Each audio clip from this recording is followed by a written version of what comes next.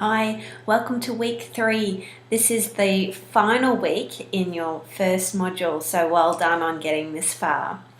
So this week I'm really excited about, and it works a little bit differently. You're actually hoping to do some hands-on activities, working together and actually really get into the nitty-gritty ideas and types of thinking that the children in your future classrooms are going to get into as you implement a really engaging, relevant and interactive technologies, curriculum and learning experiences. So this week it would be beneficial for you to visit your readings first and work through the reading guide, then work through your learning guide and apply all that you've learned to that final collaborative working group task and individual task, because this week they work together. So your readings this week situate this.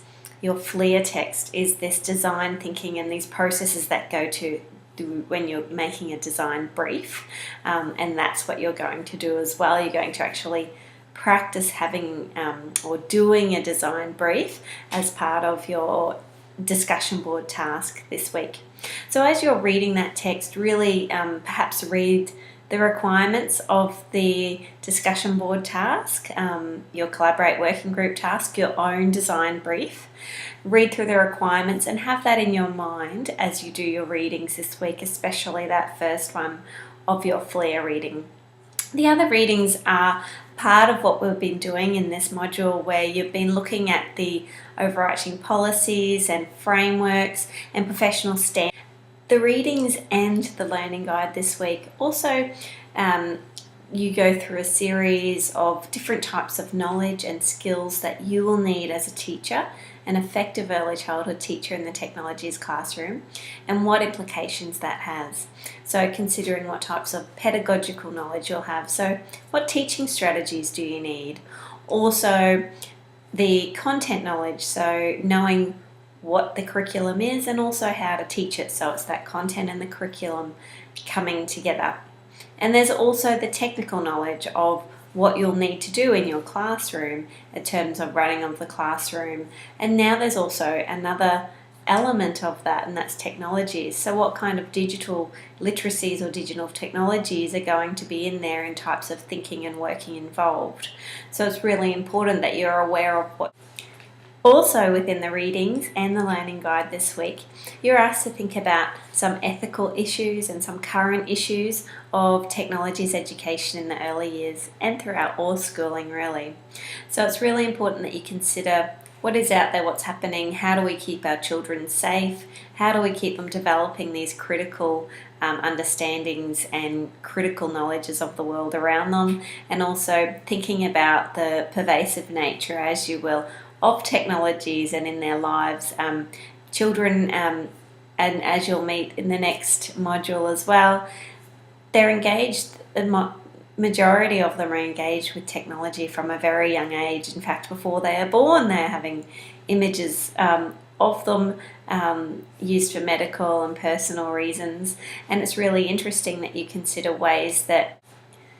So it's really important as you're working and learning through the materials this week that you're mindful that this is the final week in Module 1.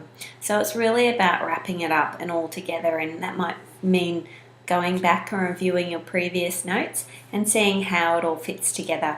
So it's really important that you think about where you've come from. So in the first week, you looked at what is technology and what isn't, and defining that. And then you moved into things like the curriculum and the policy and the frameworks, the early years learning framework, the Australian curriculum. These are really important documents that guide practices in teaching and learning in Australia and schools. Now this week you've moved into still this professional standards and the type of standards and skills and knowledge that you'll need to have as a teacher, and also the kind of specific knowledge and skills that you're going to need to effectively teach a technologies curriculum. So as I said, this week gives you a chance to actually do something and be involved in technologies and get your hands into there and see what it's like to be a learner in this space. So as part of your putting it together in your tasks this week, there's a little scenario and you yourself have a design brief. Now this is straight out of your learning guide, and please excuse me, but I'm going to read it off so I can just talk it through a little bit more for you. So, and be mindful, make sure you've read the FLIR chapter, the reading this week, so you're actually aware of direction that this is meant to be taking. So it starts with you are working for a small company that wants to make and sell mobile phone stands out of recycled materials at a community market. Your task is to turn a single piece of A4 paper, recycled if possible, into a stand for a mobile phone. Sounds simple perhaps? Well, you cannot use any sticky tape or glue or any other adhesives. And as you create your stand, you need to record the steps you take. Think about that procedural genre in terms of, and when you get it right, when you're happy with not only the stand, it can hold a mobile phone, and how it holds the phone is up to you. You're the one who works for the company. And you're going to, but it does need to be able to hold a phone, or I was thinking more of a smartphone, but that would really be up to you. Now, what you're going to do is take a photo of your completed design and the instructions of how to do it to your working group discussion board, and you're going to ask your group members to see if they could make it from your instructions and from the photo and for it to look like yours. Now, after you've had the week of making your stands, what you're going to do is looking at the most effective stand. And what's the criteria to make it effective, you ask? Well, that will be up to you. So, how does it hold the phone?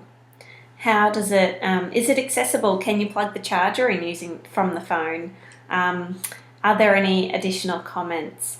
And on the whole class discussion board, you're going to post a photo of your completed design. So, and along with a written reflection.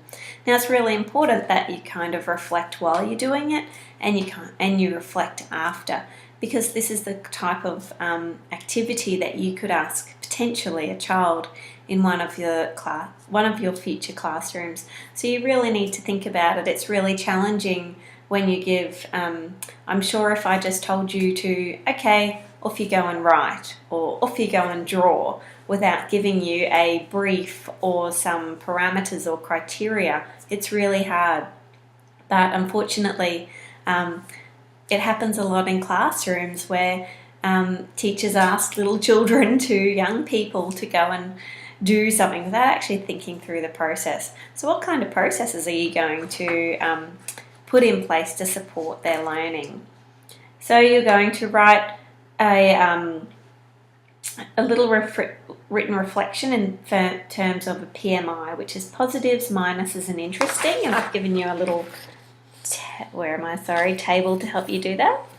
And you're also going to have a little statement of reflection of design processes. So whether it was frustrating or whether it was interesting, and what does this mean, basically, and connect it to your future teaching. What will you have to do as a teacher if you're going to ask your children to come up with an invention for something, or a design brief or something? And that your FLIR text this week gives you a really, really good examples of some different activities and standards that you're going to meet and have to meet as part of you're becoming a teacher and engaging in your career as an early childhood teacher. So it's really important that you're aware of what documents are out there and how they work in order to inform your work and help you guide your practices.